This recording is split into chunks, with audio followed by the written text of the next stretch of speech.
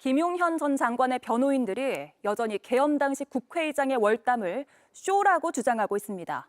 이번엔 또 다른 황당 이유를 들었습니다. 계엄 해제가 화상회의로도 가능한데 굳이 담을 넘는 건 보여주기라는 겁니다. 하지만 화상회의 법 조항은 코로나 때 잠시 썼다가 이미 3년 전 사라졌습니다. 정수아 기자입니다. 김용현 전 장관 변호인은 계엄 해제는 꼭 국회 본회의장에서 해야 하는 것이 아니다고 주장했습니다. 의결 정독수에 대해서만 이제 제가 되어 있습니다. 그래서 이 과반수의 찬성이라는 것이 반드시 본회의장에서 이루어져야 된다. 이런 해석은 이제 헌법상으로는 불가능합니다. 의결 종족수만 지키면 장소는 문제가 안 된다는 겁니다. 감염법 확산 그리고 천재지변 등으로 본회의가 정상적으로 계기가 되기 어려운 경우에 이제 원격 영상 회의를 허용하는 규정입니다. 코로나19로 만들어진 이 법은 2022년 6월까지 유효하다고 적시돼 있습니다. 그럼에도 법도 모르는 우원식 의장은 자격과 소양이 부족한 의원이라고 비판했습니다. 만약 장소적 제한이 없다는 사실을 몰랐다면은 그것 자체를 국회의원으로서 국회법 숙지가 미숙하여 의정활동의 자격과 소양이 부족했음을 보여주는 것입니다. 변호인은 이런 논리를 앞세워 월담은 쇼일 뿐이란 기존 주장을 되풀이했습니다.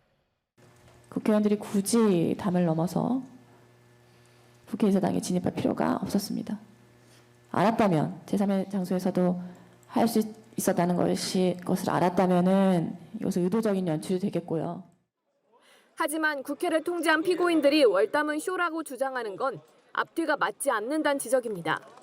분명히 TV 보자마자 의결 정독수 관련된 의결에서 채워져 있구나. 그 인상이 제 머릿속에 딱 박혔습니다. 그러고 나서 문을 부수고 들어가서 안에 있는 걸 끄집어내라. 이 말씀을 하시고 그 임팩트 있는 세 단어가 제 머릿속에 박혔습니다. 특검이 근거가 충분하지 않다고 지적하자 변호인은 또 반발했습니다. 우리 유검사님이 쓰시는 용어가 좀 예의에 맞지 않습니다. 뭘 충분하지 뭐 검사가 한 건 다 충분하고 우리가 한 건 충분하지 않고 계속 반복되면 저희도 강력하게 대응하겠습니다. 뭐 때문에 그러시는지 잘 모르겠네. 일방적 주장, 독단적이다, 일방적이다. 공방벌이는데 JTBC 정수아입니다. 의결 정독수에 대해서만 이제 제가 되어 있습니다. 그래서 이 과반수의 찬성이라는 것이 반드시 본회의장에서 이루어져야 된다. 이런 해석은 이제 헌법상으로는 불가능합니다.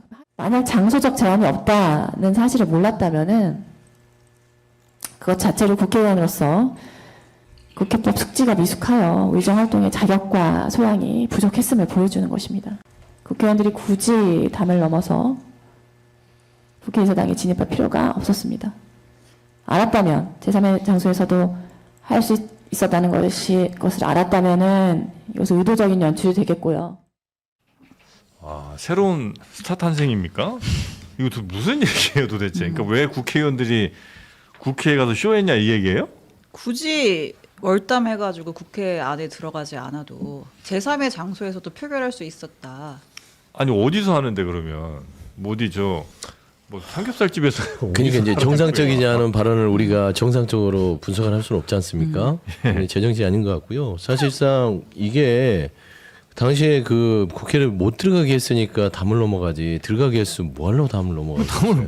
그리고 본회의장에서 절차를 지켜서 하려고 하는 게 정상적이잖아요. 당연하죠. 그러니까 국회의원들이 그리 모인 게 뭐가 문제예요? 국회의원들이 국회의사당 가야지 어디를 가고 아니, 있어요? 정상적인 걸 넘어서 법이 그래요. 국회법에 당연히 의결은 본회의장 안에서 하는 거죠. 근데 이제 코로나 때 일시적으로 뭐 화상을 통해서 뭐 원격 영상 회의를 할 수 있다 이런 법이 있었는데 이건 일시적인 거였고 2022년 6월까지만 유효했던 일시법이었는데 일몰법이 있었군요. 네, 그러니까 이제 이 주장은 팩트 자체가 틀린 거죠. 네. 그러니까 과거에 본회의장 아닌 데서 땅땅땅해서 막 날치기 하고 하던 어두운 역사가 몇십 년 전에 있었잖아요. 그러니까 본회의장에서만 해야 된다. 이제 이걸 해놓은 건데 이분의 주장은 온라인으로 할 수 있는데 굳이 그런 쇼까지 한 것을 부각해서 뭔가 이득을 얻으려고 한 것 같은데 근데 그게 무슨 도움이 돼요? 이해를 못 하겠어서. 이러면 만약 쇼를 했어. 우원식 의장 쇼를 한 게 맞아요. 예를 들어서 괜히 사진 찍고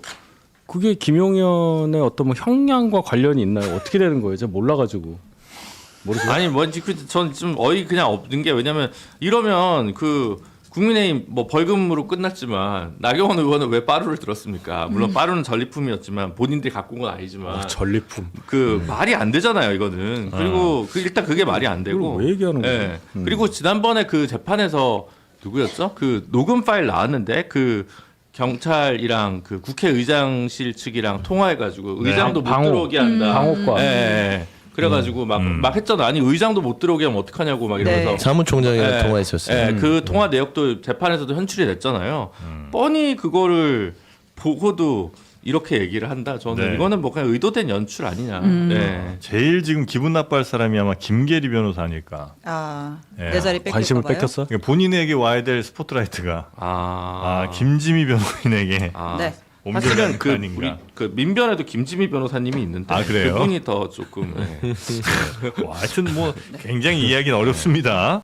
법정 안팎에서 재판부를 모독해온 김용현 전 장관의 변호인이 이번엔 내란을 막아낸 시민을 폭도라고 표현했습니다. 계엄군을 막은 행위가 폭동이었다고 주장한 겁니다. 법정에서 지켜보던 내란의 2인자 김 전 장관은 고개를 끄덕였습니다. 여도영 기자입니다. 지난해 12월 3일 국회로 모여든 시민들은 맨몸으로 계엄군을 막고 국회를 지켰습니다. 헌법재판소는 위헌 위법한 비상계엄 선포를 시민들이 막아냈다고 평가했습니다. 국회가 신속하게 비상계엄 해제 요구를 결의할 수 있었던 것은 시민들의 저항과 군경의 소극적인 임무 수행 덕분이었습니다. 그런데 김용현 전 국방부 장관 변호인들은 재판에서 도리어 적반하장식 주장을 했습니다.